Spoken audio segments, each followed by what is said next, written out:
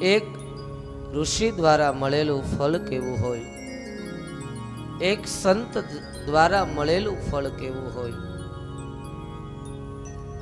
અને એક પરાણે મેળવેલું ફળ કેવું હોય. મહાત્મ્યની કથામાં સમજ્યા વાંગમય સ્વરૂપ ભગવાનનું સચ્ચિદાનંદ સ્વરૂપ ત્રણ પ્રકારના તાપમાંથી આ જીવને પરમાત્મા મુક્ત કરે છે.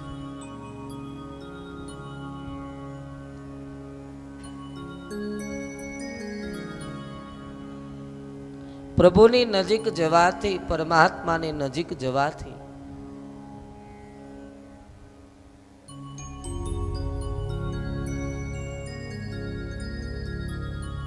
પ્રભુને આપણે વાલા બહુ લાગીએ છીએ. આપણે ઉપવાસ કરીએ, એ ઉપવાસની અંદર આપણે અન્નનો ત્યાગ કરીએ, આપણે ફલાહારી બનીએ,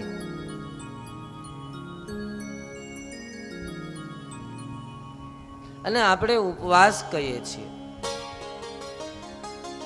પણ ઉપવાસનો મતલબ છે ઉપ એટલે નજીક અને વાસ એટલે રહેવું. ઉપવાસના દિવસે પ્રભુની નજીક રહીએ, પરમાત્માની નજીક રહીએ. જેમ પ્રભુની નજીક જાશું, પરમાત્માની નજીક જાશું, એમ પરમાત્મા સાથે બહુ ગાઢ સંબંધ બંધાશે. જીવનમાં કોઈ ચિંતા આવે, કોઈ દુઃખ આવે, કોઈ આપણું સાંભળવા વાળું છે નહીં,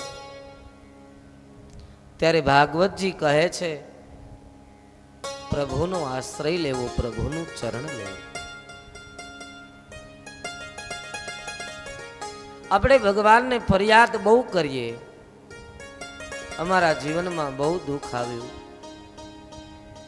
આ જગતમાં હું એક જ તને દેખાવ કે આ દુનિયાનું હોતું બધું દુઃખ તે મને જ આપી દીધું.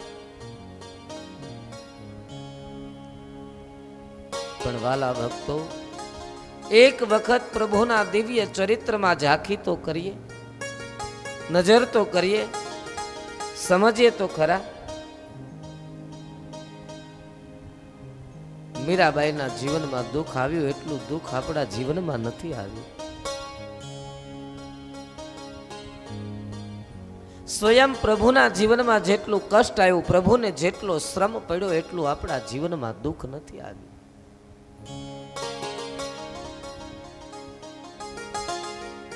માં જાનકીના જીવનમાં હજી હાથના મીંઢોળ ખોલ્યા નહોતા, મહેંદી સુકાણી નહોતી, ત્યાં રાજમહેલ છોડી અને 14 વર્ષ વનવાસમાં જવું પડ્યું. આપણા ઉપર આવું કષ્ટ નથી, આવું દુઃખ નથી. ચિંતા વધે, મન વ્યગ્ર બને, ક્યાંય આપણું મન ન લાગે, આપણું ચિત્ત ક્યાંય ન લાગે, ત્યારે પ્રભુનો આશ્રય લેવો, પ્રભુનું ચરણ લેવું.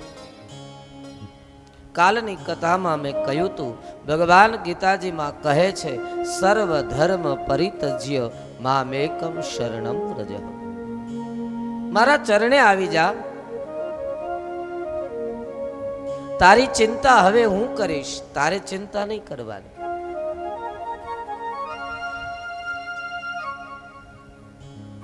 મારા વિચારો પ્રમાણે, મારા મંતવ્ય પ્રમાણે. અહીંયા એવું લખવામાં આવ્યું, સર્વ ધર્મ પરિત્યજ્ય મામેકમ શરણમ વ્રજ.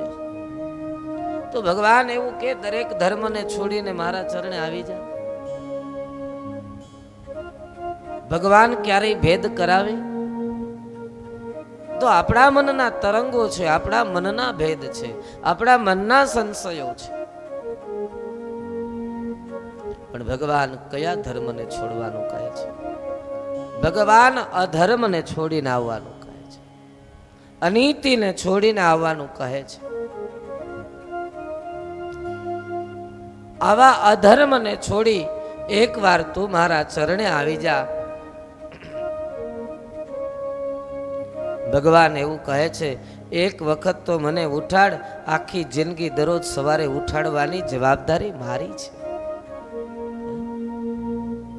અને એટલા માટે શાસ્ત્રમાં અમારે ઋષિકુમારો, અમારા બ્રાહ્મણો સંધ્યામાં બેસે ત્યારે બોલે, ઉત્તિષ્ઠ ઉત્તિષ્ઠ ગરુડ ધ્વજ ઉત્તિષ્ઠ ત્રૈલોક્યમ મંગલમ કુરુ. એક વાર તો મને ઉઠાડ, એક વાર તો મને જગાડ, આખું જીવન તને દરરોજ તું જીવે ત્યાં સુધી ઉઠાડવાની જવાબદારી મારી છે.